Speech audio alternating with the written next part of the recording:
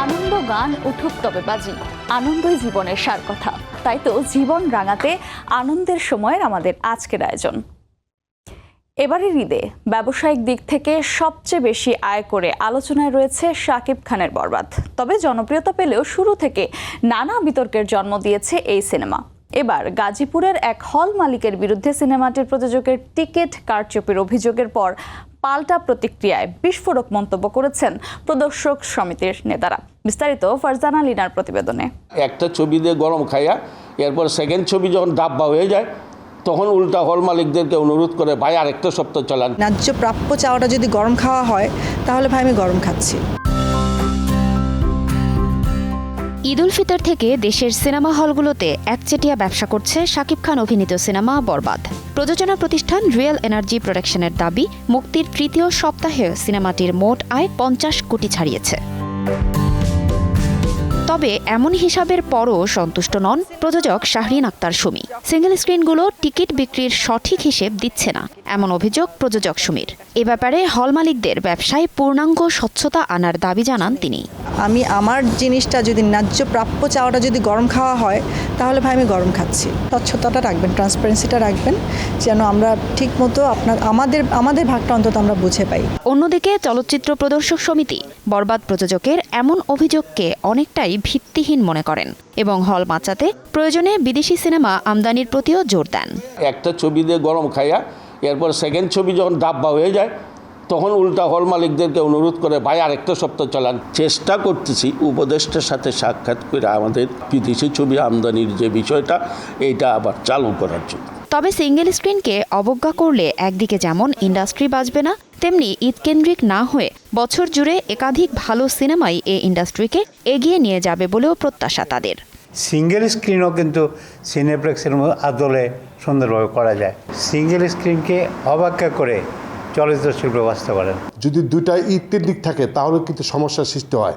আমরা যদি এরকমভাবে ধারাবাহিক 30টা ছবিও বছরে পাই তাহলে কিন্তু সিনেমা হল সিনেপ্লেক্সগুলো খুলে রাখা সম্ভব। প্রযোজকের স্বপ্ন, দর্শকের ভালোবাসা আর বাস্তবতার কঠিন হিসাব নিকাশের নির্মম সংঘর্ষে পিষ্ট না হয়ে বরং অবসান হোক বরবাদ জুড়ে সমস্ত বিতর্ক।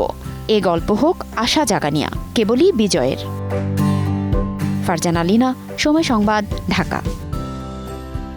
হলে হলে ঈদ উল ফিতরের সিনেমা এখনও চলছে মহা সমারোহে। এরই মধ্যে ঈদ উল আজহা নিয়ে ভাবনা শুরু হয়ে গেছে। এবার 3 নায়কের লড়াই দেখবে সিনেপ্রেমীরা। তাণ্ডব নিয়ে আসছেন শাকিব খান, নীল চক্রে বন্দি করবেন আরফিন শুভ, ইনসাফে আসছেন শরীফুল রাজ। আরো জানাচ্ছেন জান্নাতুল দোলনা। শাকিব খান, আরফিন শুভ নাকি শরীফুল রাজ, এই ঈদের সিনেমার জয় জয়কারের মাঝেই দর্শক মনে তুমুল আগ্রহ তৈরি করেছে ঈদ উল আজহার সিনেমা। অপেক্ষা কেবল সেরাদের লড়াই দেখার। তাণ্ডবে আবারও বড় আয়োজনে শাকিবকে তুলে ধরবেন রায়হান রাফি। তুফান ঝড়ের পর তাণ্ডব যেন দর্শকের মাঝে উত্তেজনা বাড়িয়েছে দ্বিগুণ। সিনেমায় শাকিবের বিপরীতে কে থাকবেন তা নিয়ে আছে ধোঁয়াশা, তবে বিশেষ চরিত্রে দেখা যাবে জয়া হাসানকে। অ্যাকশন লুকে রূপালী পর্দায় ফিরছেন আরফিন শুভ। ঈদে মুক্তি পেতে পারে আরফিন শুভর নীল চক্র। মিঠু খান পরিচালিত এই সিনেমায় শুভর বিপরীতে দেখা যাবে মন্দিরা চক্রবর্তীকে। রক্তমাখা কুড়াল হাতে ইনসাফে আসছেন শরীফুল রাজ। সঞ্জয় সমাদ্দার পরিচালিত এই সিনেমায় একসঙ্গে দেখা যাবে শরীফুল রাজ ও মোশাররফ করিমকে।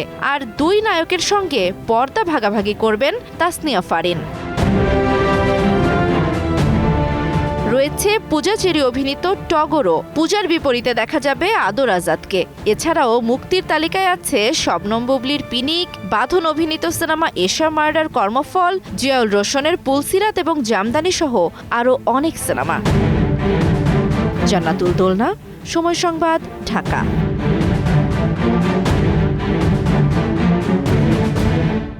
সকল বাধা পেরিয়ে নাট্যশালায় ফিরেছে দর্শক। সাপ্তাহিক ছুটির দিনগুলোতে তো বটেই, অন্য দিনগুলোতেও আশাব্যঞ্জক সাড়া পাচ্ছে মঞ্চ। নাটকের প্রতি ভালোবাসার কথা জানিয়ে দর্শকরাও শোনাচ্ছেন আশার কথা।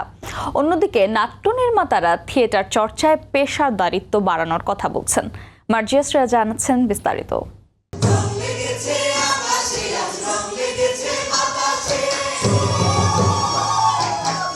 গল্পকথার বর্ণনা, পোশাকের মহিমা আর নানা বর্ণের আলোকছটা সব যখন মঞ্চে একসাথে কাজ করে তখন ঘটনা আর চরিত্রের আচরণ হয়ে ওঠে প্রবল জীবন্ত। দর্শক আর তখন দর্শক থাকেন না, মনের অজান্তে কখন যে সেখানকার চরিত্র বনে যান টেরই পান না। এ যেন এক অন্যরকম জাদু। অভিনেতা যখন দর্শকের চোখে চোখ রেখে সংলাপ দেন তখন আর তার সংলাপ থাকে না, রূপ নেয় কথোপকথনে। কাহিনী আর অভিনয়ে বুঁদ হয়ে মঞ্চে দর্শকের এই যে অলীক ভ্রমণ, তা যেন আবারও ফিরে এসেছে নাট্যশালার হলগুলোতে। ইটস টোটালি ডিফারেন্ট, কেননা এটা তো আপনি সামনাসামনি দেখছেন, কোনো কিছু মেকই নেই। আলাদা একটা ফ্যাসিনেশন অবশ্যই আছে, কারণ আমার কাছে কেন যেন নর্মাল ওই সব মুভির চেয়ে যেন একটা অন্যরকম একটা ফিলিংস মনে হয়। সব কিছু যদি আপনি জঙ্গম করতে চান বা আরও বেশি মানুষের কাছে যেতে চান, তো সেই জন্য তো আপনাকে একটা বাজেট তো লাগবে, এবং সেখানে সরকারি পৃষ্ঠপোষকতা তো খুবই প্রয়োজন। বাংলাদেশের নাট্যচর্চা এখনও অ্যামেচার পর্যায়েই রয়েছে। ভালো মঞ্চ নাটক এমনিতেই দর্শক টানবে এমন দাবি করে দেশে প্রফেশনাল থিয়েটার চর্চার প্রত্যাশা নাট্য নির্মাতাদের। থিয়েটারটা তো শুধু শিল্পকলা কেন্দ্রিক হলে হবে না, থিয়েটারটা আমার কাছে অনেক ধারার থিয়েটার তো আছে। কিছু থিয়েটার মানুষের বাড়িতে যাবে, বাড়িতে গিয়ে হবে, কিছু থিয়েটার রাস্তায় হবে, কিছু থিয়েটার হল কেন্দ্রিক হবে। পৃথিবীতে এমন কোনো নাটক নাই যে রাজনৈতিক, সামাজিক, রাষ্ট্রীয় অসঙ্গতিগুলোকে বিশ্লেষণ করে না, কিন্তু সেইটা যে মানুষ কিনবে সেই প্রোডাক্ট হিসেবে তৈরি হওয়া, সেই জায়গা থেকে আমরা অনেক দূরে চলে গেছি। যে কোনো একটা ইন্ডাস্ট্রি ডেভেলপ করতে হলে তো সরকারি বেসরকারি সকল পৃষ্ঠপোষকতা হলে একটা ইন্ডাস্ট্রি ডেভেলপ করে। অভ্যুত্থান পরবর্তী ভাঙন কাটিয়ে আবারও প্রাণ ফিরছে সাংস্কৃতিক অঙ্গনে। মঞ্চ নাটকের এই জয়যাত্রা অব্যাহত রাখতে নাট্য নির্মাতা অভিনেতার সাথে দর্শকের আত্মিক মেলবন্ধনের জুড়ি নেই। মার্জিয়া শ্রেয়া, সময় সংবাদ, ঢাকা। কান আন্তর্জাতিক চলচ্চিত্র উৎসবের ৭৮তম আসরে শর্ট ফিল্ম কম্পিটিশন বিভাগে জায়গা করে নিয়েছে আদনান আল রাজীব পরিচালিত বাংলাদেশের সিনেমা আলী। ১৫ মিনিট দৈর্ঘ্যের আলী সিনেমাটি প্রযোজনা করেছেন বাংলাদেশের তানভীর হোসেন ও ফিলিপাইনের ক্রিস্টিন ডি লিওন। ছবির শুটিং হয়েছে সিলেটের বিভিন্ন লোকেশনে।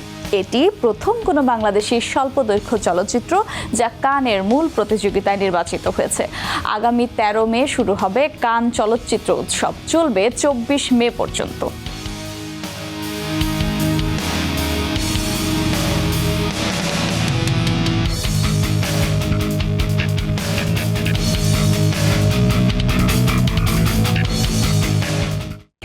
আমৃত্যু সংস্কৃতিকে সঙ্গী করেছেন, ছড়িয়েছেন সম্প্রীতির বার্তা সঞ্জিদা খাতুন।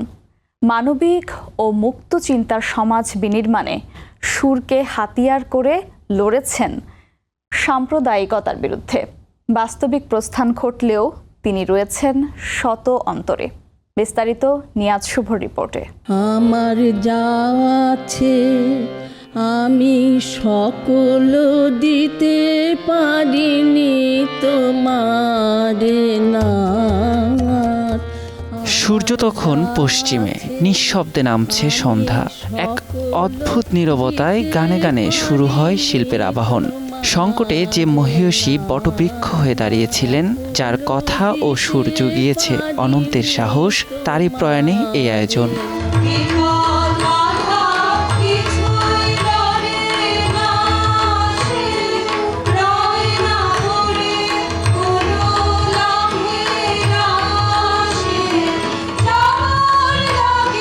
গত ২৫ মার্চ পৃথিবী পরিভ্রমণ শেষে অনন্তলোকে পাড়ি জমান সঞ্জিদা খাতুন।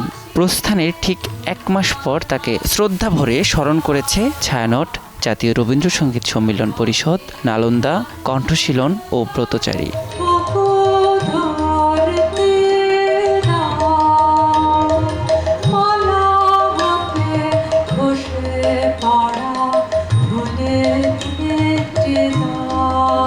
গানের সুরে, কবিতার ছন্দে ও নাচের নান্দনিকতায় নতুন করে পাবো বলে শীর্ষক স্মরণের আয়োজনটি অনুষ্ঠিত হয় ধানমন্ডির ছায়ানট সংস্কৃতি ভবন মিলনায়তনে। বাঙালি জাতীয়তাবাদের ধারণা নিয়ে, এই যে সংস্কৃতি নিয়ে উনি চর্চা করেছেন, আমরা সেই পথেই হাঁটি। তার দেয়া যে আমাদের যত কিছু আছে সেগুলি নিয়ে আমরা সামনের পথটা এগোতে চাই। আমি ডাক্তার, আমার কাছে যখন উনি আসছেন একবার আমার মনে আছে যে ওনাকে আমি বেশ কড়া করে বললাম যে খালা আপনাকে এইগুলো মানতে হবে। উনি বুঝলেন, হ্যাঁ তুমি বলছো যখন তখন মানতেই হবে, এটা আমার কাছে একটা অনুভূতি আর কি। উনি কথা শুনতেন, উনি সুশৃঙ্খল ছিলেন, বাঙালি সত্তার একটা প্রতিনিধি হিসেবে উনি আমাদের একজন কি বলবো লাইট হাউস। আপার মধ্যে যে দৃঢ়তা, একাগ্রতা, ওটাকে যদি মেনে আমরা চলতে পারি তাহলে হয়তো আমরা মানুষের মতো মানুষই হব। সঞ্জিদা খাতুন, যার শৈল্পিক স্পর্শে জাগ্রত হয়েছে কয়েক প্রজন্ম, তার গানে, কথায়, লেখায় সূর্যের মতো আলো ফেলেছে বাঙালি মননে। তাকে আমরা বন্ধু হিসেবে পেয়েছি, চিরনির্ভর মানুষ। তিনি চলে গেছেন, কিন্তু তিনি সংস্কৃতির সাধনা করে গেছেন, তার যে বীজ বপন করে গেছেন আমরা যেন তা ধরে রাখতে পারি এবং তার দেখানো পথ অনুসরণ করতে পারি। সামাজিক, রাজনৈতিক ও সাংস্কৃতিক সংকটে তার কণ্ঠ ছিল নির্ভীক সোচ্চার। এই মৃত্যুহীন প্রাণের বিপুল কর্মময় বর্ণাঢ্য জীবন বাঙালির মানস ও সংস্কৃতিকে সমৃদ্ধ করেছে, যা তাকে প্রাতঃস্মরণীয় করে রাখবে। নিয়াজ শুভ, সময় সংবাদ, ঢাকা। এই ছিল আনন্দের সময়ের আজকের আয়োজন। সঙ্গেই থাকুন সময়ের।